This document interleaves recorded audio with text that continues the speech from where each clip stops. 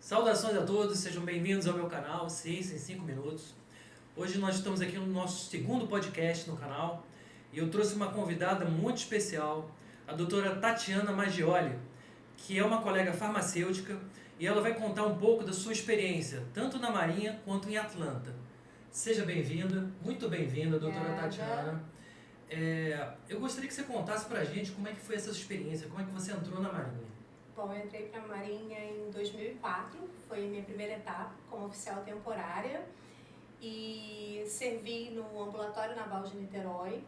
Lá eu fui encarregada da farmácia, que é o CEDIM, Setor de Distribuição de Medicamentos, laboratórios de análises clínicas, fora as funções colaterais de militar, né, que eu tinha como oficial farmacêutica, e dava plantão no laboratório de emergência do Hospital Naval Marcílio Dias. E lá no hospital você tinha alguma especialidade? Dentro do Hospital Marcílio Dias, não, lá eu só dava serviço no laboratório de emergência, isso na primeira etapa. Eu era recém-formada, tinha acabado de sair da universidade. Sim. Foi meu primeiro emprego. E fiquei 3 anos na Marinha, nessa primeira etapa. E aí eu pedi desligamento da Marinha, em 2007. E quando é que você voltou? Voltei para a Marinha em 2018. Inacreditável. E nesse período que você ficou fora, o que você fez? Nesse período que eu fiquei fora, o primeiro motivo de desligamento da Marinha foi para trabalhar num projeto de pesquisa clínica internacional com HIV. Nossa, que bacana, hein? Pois é, esse foi o motivo da minha baixa na Marinha, né? Porque na época eu achei que era uma proposta assim irrecusável, né? Eu falei, bom, o ensaio clínico estava engatinhando no Rio de Janeiro principalmente, né? Na época a gente chegou, o pessoal do Rio de Janeiro, a fazer alguns cursos na USP para aprender o que era o ensaio clínico, né? Dentro da Fiocruz, porque o projeto era em convênio com o CDC de Atlanta. Então, assim, a Fiocruz não tinha órgãos ainda como o CEP, o CONEP, que fiscalizam, né, o ensaio clínico. Então a gente foi aprender com o pessoal da USP e trazer isso para dentro da Fiocruz. E isso tudo aconteceu nos Estados Unidos? Não, essa primeira etapa no Brasil, dentro da Fiocruz. Uma parte do projeto, né, foi feita em Atlanta. Olha que bacana. Entendeu? E aí a gente foi para lá, no caso eu fui para lá, fiquei lá 5 meses. Nossa, bastante E tempo. aí, exatamente, e aí eu vi o que é um farmacêutico fora do Brasil. E me conta, qual a diferença do profissional lá para o profissional aqui no Brasil? É bastante grande. O profissional farmacêutico lá, ele é bastante valorizado. Inclusive, assim, foi o meu primeiro choque, né, assim, de realidade, de profissão. Lá eles têm uma outra visão do profissional farmacêutico, uma outra valorização, né, que é o que eu sempre falo, eu costumo até falar isso, né, no meu Instagram profissional, com os meus colegas farmacêuticos. É o profissional que entende do medicamento, né? Nós estudamos 5 anos de farmácia e é medicamento o tempo todo, né? Embora a minha formação seja um pouco mais voltada para análises clínicas, mas é um medicamento, tudo é voltado para aquilo ali. As interferências nos exames laboratoriais ligadas ao medicamento. Então, assim, é o profissional que mais entende do medicamento. E Tatiana, eu vou te chamar de Tatiana, né? Porque pra gente quebrar essa formalidade, Claro, né? claro. Mas, Tatiana, não deu vontade de você ficar lá, não? Deu muita vontade de ficar lá. Só que realmente a validação do diploma lá é muito difícil. Entendi. É praticamente fazer a faculdade de novo, né? Não é só a prova de fluência na língua, né? Na época eu procurei me informar. Não é barato, né? Tem um custo em dólar. E além desse custo, você tem que fazer como se fosse o equivalente a uma prova mesmo, né? De todas as disciplinas que você cursou na faculdade, na língua inglesa, além da prova de fluência na língua. Então, assim, é uma coisa bem difícil, né? Na época eu tinha um filho pequeno, enfim, era bem complicado, né? Não era uma coisa simples, a ponto de ser mais fácil fazer a faculdade de novo, né? Quando você pega para olhar todo o contexto da coisa, eu falei, meu Deus, eu já tenho um tempo de formada.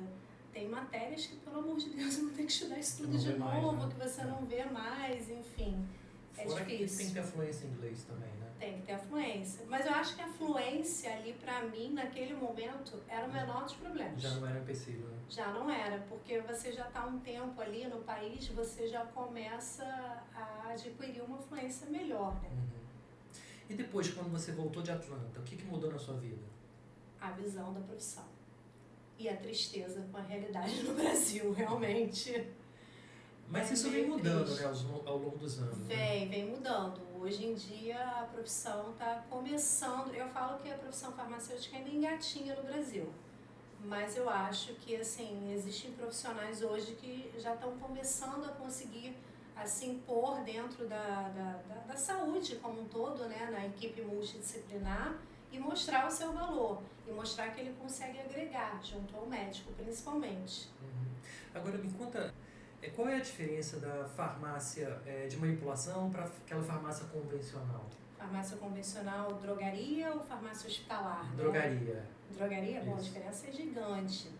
A farmácia, a drogaria, né, você já tem o fármaco ali pronto, né? Então você não tem como ajustar nada, é aquela dose e ponto final. Isso é o que eu sempre costumo falar. A farmácia de manipulação, eu sou suspeita para falar, porque eu sou um pouco apaixonada por ela. Nela você tem, assim, a dose ali personalizada para aquele paciente. É o que a gente às vezes faz, assim, em determinadas consultas farmacêuticas. Você vai pegar aquele paciente ali, você vai fazer uma análise minuciosa daquele perfil laboratorial dele, você consegue fazer uma suplementação individualizada, trabalhar naquele paciente. Então, assim, é personalizada. A farmácia de manipulação, ela te permite isso, né? Fazer esse trabalho personalizado. Então, assim, às vezes você, um paciente idoso, por exemplo, você não quer entrar uma tarja preta, um medicamento de tarja preta para tratar insônia. Você consegue fazer uma melhora na qualidade do sono desse paciente dentro da manipulação, numa dosagem personalizada. Eu, particularmente, eu acho fantástico isso. Às vezes aquele paciente polimedicamentado que toma um monte de remédio, você tirar um tarja preto, principalmente de um idoso, faz toda a diferença. Faz toda a diferença, né? E me fala uma coisa, Tatiana, e quando é que a consulta farmacêutica entrou na sua vida? Porque você trabalhava num hospital grande, num hospital terciário, né? Num setor que era o laboratório, não é isso? Sim, análises clínicas. Análises clínicas. E como é que isso mudou? Como é que você começou a olhar mais para essa questão da consulta farmacêutica? Vamos voltar até um pouquinho antes. Como é que começou isso no Brasil? Teve alguma regulamentação? Sim. Como é que foi? Na verdade, eu nem sabia dessa regulamentação, né? Então vou voltar um pouquinho para onde eu tinha parado, né? Bom, trabalhei, né, no projeto internacional e em 2018, como a gente estava falando, eu voltei para a Marinha. Fui reconvocada devido aos bons serviços prestados e por uma falta de farmacêutico bioquímico na instituição. E uma das coisas que eu fazia era micologia médica, né? Que não tinha ninguém na época que fizesse a micologia. Minto, a única pessoa que fazia micologia na época era uma funcionária civil que estava prestes a se aposentar. Que bacana. E aí eu entrei e assumi o lugar dela. Mas explica para a nossa audiência o que faz uma pessoa que é especialista nessa área de micologia. Micologia médica é aquele profissional, né, no meu caso o farmacêutico bioquímico, que ele vai fazer o diagnóstico de doenças de pele, não só de pele, né? Doenças, infecções relacionadas a fungo, meningite fúngica, infecções fúngicas no sangue, né, como candidemias, enfim, várias infecções causadas por fungo. Infecções urinárias também podem ser causadas por fungo, infecções respiratórias, várias infecções causadas por fungo e não bactérias. Muitas vezes o médico está tratando um paciente com antibiótico, né? E às vezes aquele paciente não tem uma resposta ao antibiótico e não é porque ele não está respondendo àquele antibiótico em si, porque simplesmente aquela infecção não é uma infecção bacteriana, né? É uma infecção fúngica. E aí a gente identifica o fungo. Que bacana. E explica pra gente como é que você saiu dessa questão de estar trabalhando num grande hospital e veio para farmácia, para consulta farmacêutica. Então, aí o meu tempo na Marinha acabou, né, em dezembro de 2022, dia 31 de dezembro de 2022, eu saí da Marinha, né, acabou meu tempo como oficial temporária E aí deu aquela assim, meu Deus, e agora? Quase 5 anos da minha vida, né, nessa correria, chefiando 4 setores de um hospital desse tamanho, laboratório de emergência, aquela vida corrida, agitada. E agora? Aí você para e o que eu vou fazer? Meu Deus, perdida. E sempre gostei de estudar muito, né, apaixonada por análises clínicas. E aí você começa a procurar, né, e aí você vê que realmente o campo de farmácia é um campo difícil, né, e aí você começa a escutar muito assim, nossa, mas seu currículo é muito bom, mas aqueles salários, né, que só Deus na causa. Aí eu falei, não. Como da saúde em geral. Como a saúde em geral. Aí eu falei, não é isso que eu quero pra mim. E aí eu descobri, né, que por eu estar na Marinha, né, muito empenhada ali, muito dedicada, algumas coisas acabam passando despercebidas, algumas regulamentações novas da profissão mesmo. E aí eu vi que em agosto de 2022, o presidente da época tinha regulamentado a telefarmácia. A consulta farmacêutica ela já era regulamentada. E aí foi regulamentada a telefarmácia para os farmacêuticos.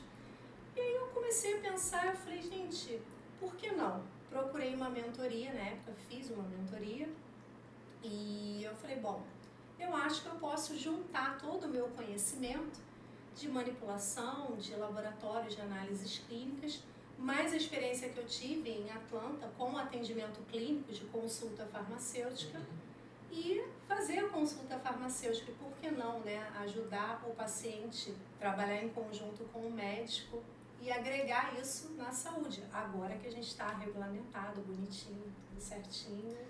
Mas explica aqui pra gente, qual a diferença da consulta farmacêutica para a consulta telefarmacêutica? Então, a consulta farmacêutica, ela pode acontecer dentro de uma farmácia, né? Às vezes você está ali na farmácia de manipulação, o farmacêutico ele pode fazer uma consulta farmacêutica numa drogaria, ali na salinha, no consultório farmacêutico, ou um consultório farmacêutico mesmo. Alguns farmacêuticos têm o consultório farmacêutico. Mas isso é algo complementar ao que o médico faz ou é separado? É complementar. A gente não entra, é o que eu sempre falo, o farmacêutico ele não entra e nem cabe a ele fazer diagnóstico clínico. Nós nem somos capacitados para isso. Lógico, a gente tem uma boa noção? Tenho. Mas assim, o que o farmacêutico faz? Inclusive é o que eu costumo falar até para alunos de mentoria.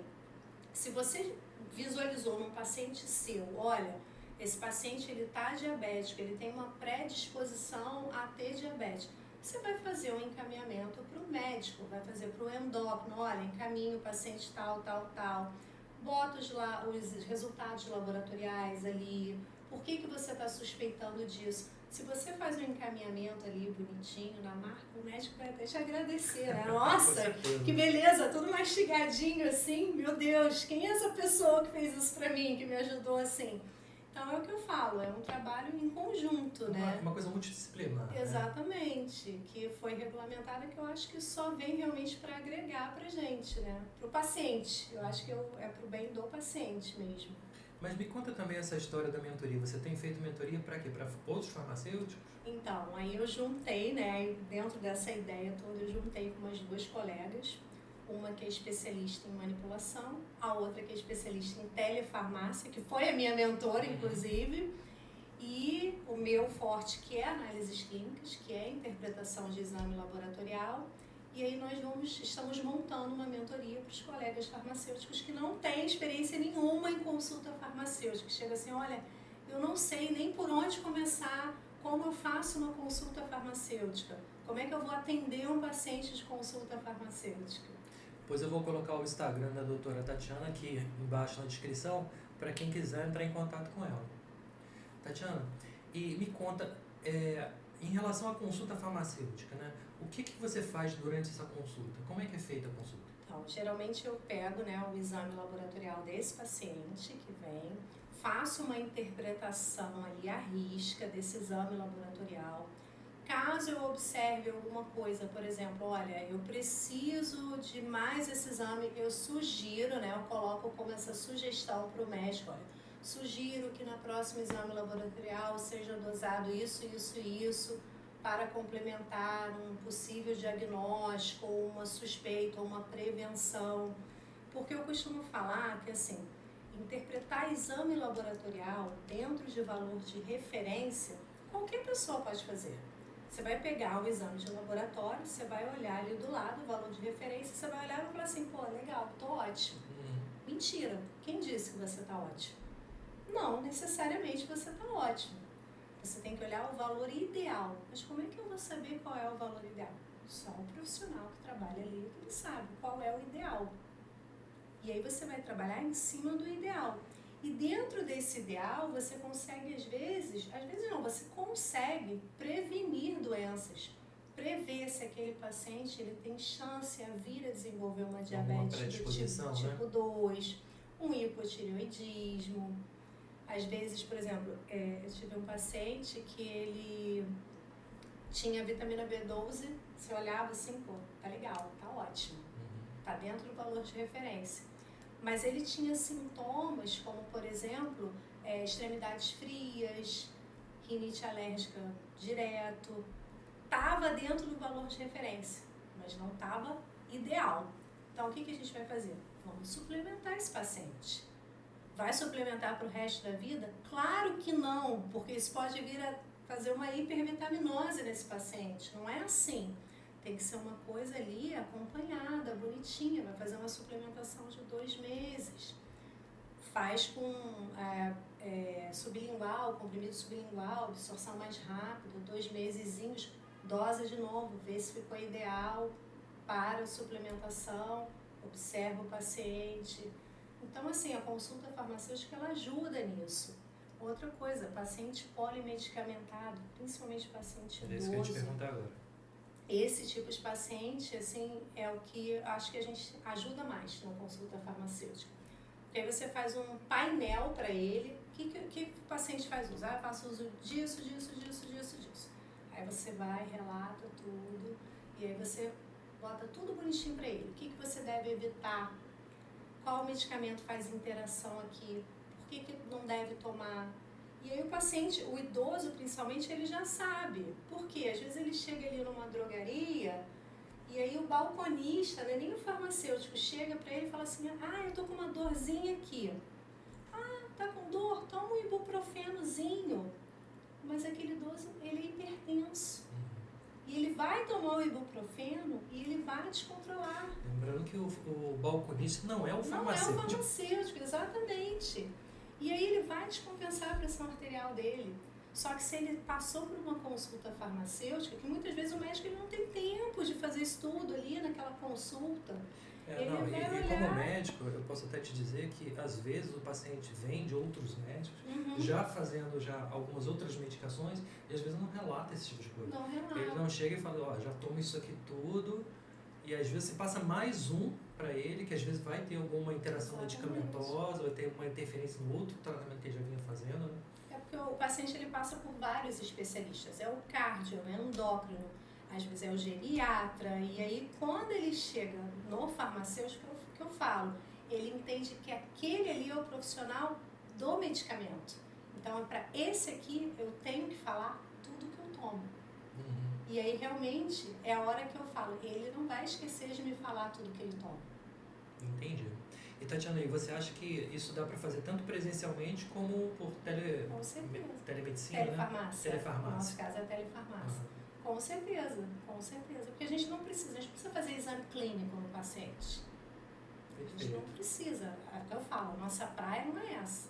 Eu não faço diagnóstico clínico nenhum, nem quero, não fui treinada para isso, não estudei para isso. E já existem muitos profissionais fazendo a telefarmácia?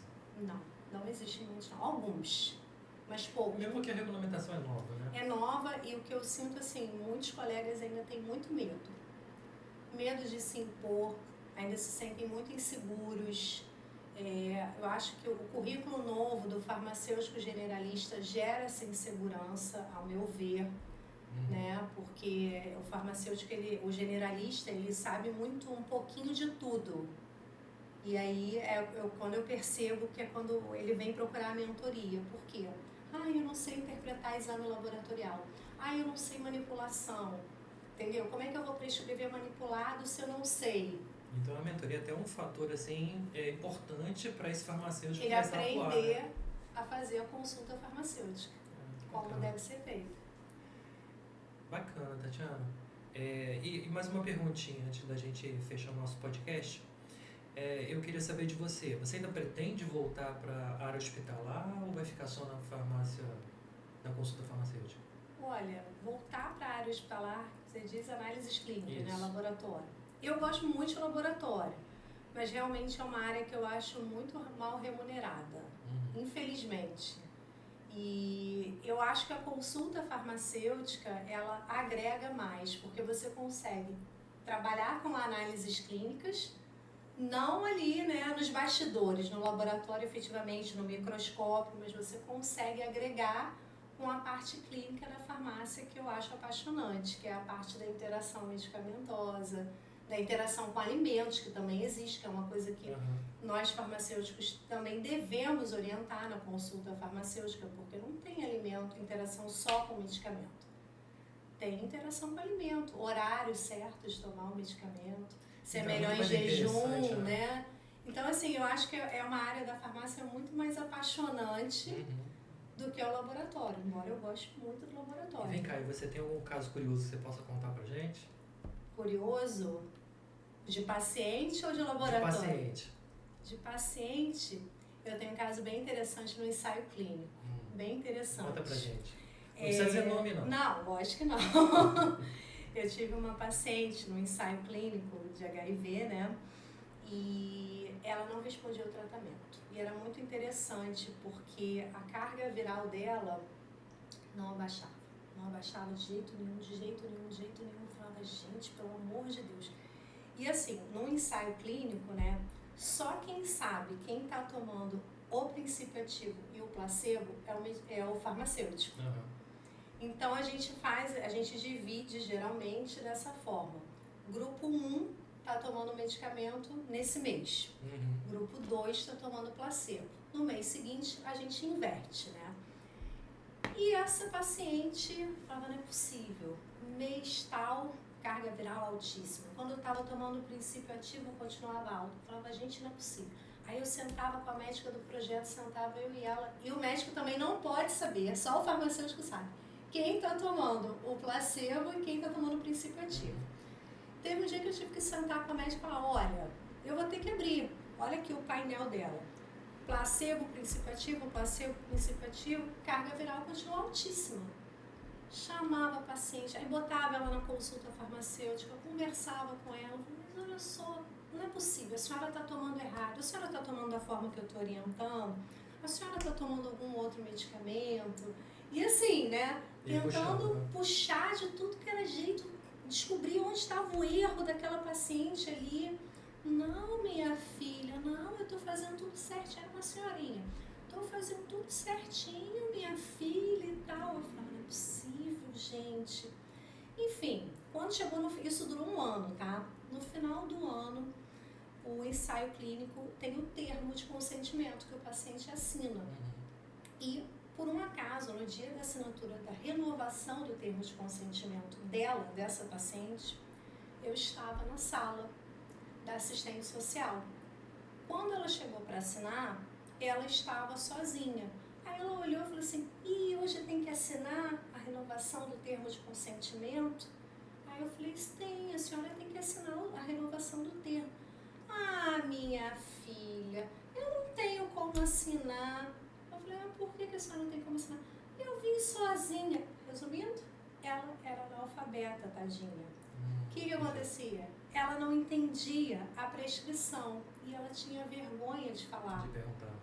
Entendeu? Ela não falava que ela não entendia. Depois disso, logicamente, que ela teve uma excelente resposta ao tratamento, porque aí eu peguei e comecei a desenhar sol, lua, comidinha, adesivinho de comidinha, quando era de barriga cheia, quando não era.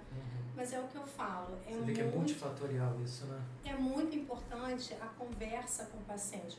Lógico, eu não tinha a experiência que eu tenho hoje, né? Hoje em dia são coisas que... Né? Exatamente. O farmacêutico americano faz isso, né? Ele tem, você tem que, não adianta, você tem que sentar com o paciente, você tem que ter literalmente paciência com o paciente, sentar ali, destrinchar a receita do médico. A senhora entendeu como é que vai tomar isso aqui? E às vezes também por a gente conhecer muito mais, né, o medicamento do que um médico, acontece de ter que fazer ajuste de dose. Você vai entrar em contato com o médico, olha, o paciente está tendo muita reação ao antidepressivo, está tendo muito enjoo, fluoxetina não vai ter resposta com esse remédio para enjoo, por isso, por causa do mecanismo de ação. Aí você vai e sugere, porque senão o paciente não vai ter adesão ao tratamento. Então, assim, essa troca, ela é muito benéfica para o paciente. Bacana, muito legal, Tatiana. Tatiana, eu agradeço muito a sua presença aqui no nosso canal. Foi um prazer enorme conversar contigo. E eu vou deixar todos os contatos aqui da doutora Tatiana para quem precisar fazer o contato aqui, quem quiser trabalhar em conjunto, é só entrar em contato com o Instagram da doutora Tatiana. Eu que agradeço a oportunidade de esclarecer sobre a consulta farmacêutica aqui. Obrigado, Tatiana. Nada. Se gostou do conteúdo desse vídeo, só depende de você. Dê o like, se inscreva no canal e compartilhe. Ajude o canal a crescer. E me siga nas redes sociais para mais conteúdo.